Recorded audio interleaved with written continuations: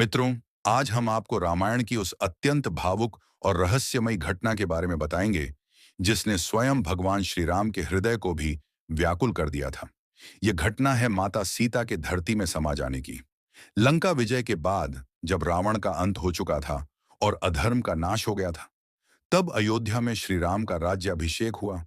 राम राज्य की स्थापना हुई, जहां धर्म, न्याय और करुणा का शासन था। किंतु मित्रों, विधि का विधान कुछ और ही था। समय बीतने के साथ समाज में कुछ लोगों ने माता सीता की पवित्रता पर प्रश्न उठाने शुरू कर दिए। राजा राम के लिए यह अत्यंत कठिन घड़ी थी। एक ओर राजधर्म, दूसरी ओर पत्नी के प्रति अटूट प्रेम। राजधर्म का पालन करते हुए श्री राम ने सीता को वनवास भेजा। यद्यपि उनका हृदय भीतर ही भीतर टूट चुका था। वन में महर्षि वाल्मीकि के आश्रम में माता सीता ने अपने दोनों पुत्रों लव और कुश को जन्म दिया। वहीं उनका पालन पोषण हुआ। वहीं उन्होंने वेद, शस्त्र और शास्त्र सीखे। समय बीत गया। एक दिन श्री राम ने अश्वमेध यज्ञ का आयोजन किया। यज्ञ का अश्व जब वाल्मीकि आश्रम पहुंचा, तब लवकुश ने उसे रोक लिया। युद्ध हुआ और अंततः सत्य सामने आया। पूरे राजसभा के सामने यह सिद्ध हो गया कि लवकुश स्वयं श्री राम के पुत्र हैं।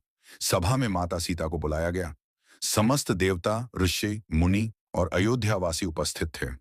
तब श्री राम ने राजधर्म के अनुसार कहा, यदि तुम पवित्र हो तो अपनी पवित्रता की शपथ लो। यह सुनकर माता सीता का हृदय व्यथित हो उठा। उन्होंने शांत स्वर में कहा, हे धरती माता, यदि मैंने मन, वचन और कर्म से केवल श्री राम को ही अपना पति माना है, यदि मेरा आचरण सदा पवित्र रहा है, तो मुझे अपनी गोद में स्थान दो। मित्रों, जैसे ही माता सीता ने ये शब्द कहे, धरती कांप उठी। सबके सामने धरती दो भागों में विभक्त हो गई। धरती माता प्रकट हुई और माता सीता को अपनी गोद में ले लिया। क्षण भर में धरती फिर से बंद हो गई और माता सीता सदा के लिए इस लोक से विदा हो गईं। यह दृश्य देखकर श्री राम स्तब्ध रह गए। वे दौड़ते हुए उस स्थान पर पहुंचे। धरती माता से विनती करने लगे, हे धरती माता, मेरी सीता को लौटा दो। मैं तुम्हें वरदान देता हूं, मुझसे यह वियोग सहन नहीं होता। किंतु धरती मौन रही। तब भगवान श्री राम को क्रोध आ गया। उनका क्षत्रिय तेज प्रकट हुआ। उन्होंने कहा, यदि मेरी सीता इस क्षण वापस नहीं आई, तो मैं अपने ब्रह्मास्त्र से इस संपूर्ण पृथ्वी का विनाश कर दूंगा। समस्त देवता भयभीत हो उठे। तभी ब्रह्मा जी प्रकट हुए। उन्होंने श्री राम से कहा, हे राम, आप स्वयं ब्रह्म हैं। माता सीता का पृथ्वी पर कार्यकाल पूर्ण हो चुका है। ये सब लीला है, माया है।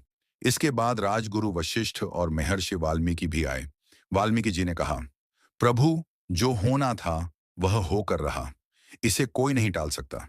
माता सीता अब साकेत धाम को प्रस्थान कर चुकी हैं। उन्होंने श्री राम को यह भी बताया कि अब उनका कर्तव्य लवकुश को स्वीकार करना और उन्हें स्नेह देना है। धीरे धीरे श्री राम का क्रोध शांत हुआ। उन्होंने अपने ब्रह्म स्वरूप का ध्यान किया। माया का पर्दा हट गया। श्री राम ने लव और कुश को हृदय से लगा लिया। आंखों में अश्रु थे, किंतु चेहरे पर शांति। मित्रों, यह कथा हमें सिखाती है कि सत्य को सिद्ध करने के लिए बार बार प्रमाण देने की आवश्यकता नहीं होती। धर्म के मार्ग पर चलना सरल नहीं होता और ईश्वर की हर लीला के पीछे गहरा अर्थ छिपा होता है। दोस्तों, आशा करता हूं कि रामायण की यह मार्मिक कथा आपको अवश्य पसंद आई होगी। यदि पसंद आई हो तो जय श्री राम अवश्य लिखें और अगली कथा के लिए फिर मिलेंगे।